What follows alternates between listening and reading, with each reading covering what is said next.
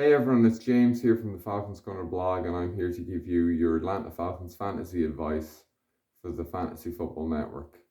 Atlanta hosts New Orleans in week one, so it's a big rivalry game. They go in as 5.5 point underdogs, but they'll be hoping home field advantage can be the difference between a win and a loss. Atlanta's 7-1 all time in season openers against the Saints, so that's a good omen. But it is one of the toughest matchups you could get to start the season. Kyle Pitts is obviously a go-to tight end. A lot of people would have drafted him in the third or fourth round in their fantasy leagues. And although it's probably one of the hardest matchups he's going to have, because the Saints only allowed 42 yards per game last year to the tight end position, and were the sixth best defense in fantasy against the position, I think you should still start Pitts. Drake London has some injury concerns, and Pitts is going to be the guy that's going to see most of Marcus Mariota's targets, who historically likes to throw to tight ends.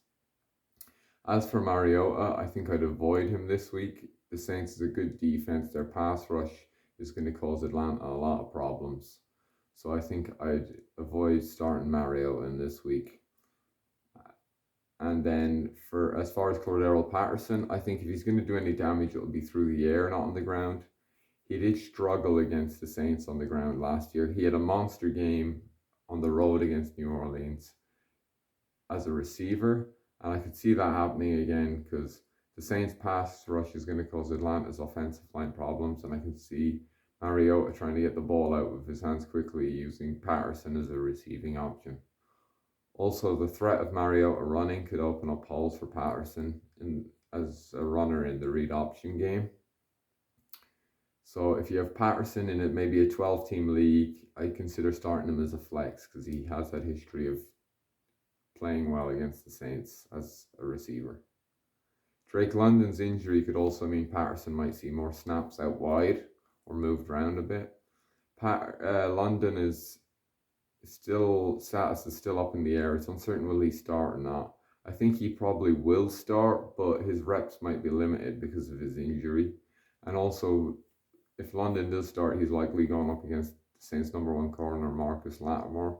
And Lattimore is a very good corner. So if you have Drake London, I would sit him this week. I would not start him. Younghoe Koo should be a start. The Saints did allow plenty of points to kickers last year. They were stout against the offenses in the red zone, so the Falcons could have drives that stall in the red zone, and Koo is a very reliable kicker, so if you have Koo, I'd start him.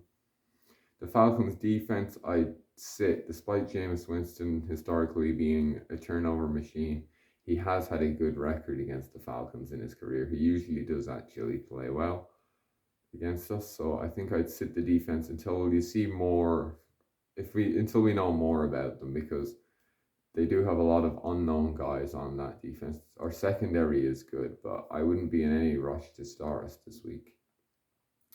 If you want a sleeper in a 12-team league or in a flex position in any of your leagues, I consider Bryan Edwards. Bryan Edwards is the Falcons' number 2 wide receiver. And with London's injury, it's likely Edwards could get more reps and be the number 1 guy.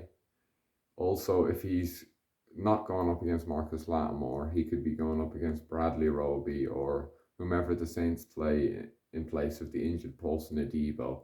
And I think that could be where Atlanta has joy targeting that player. That's all for my fantasy advice in week 1. Thank you for listening.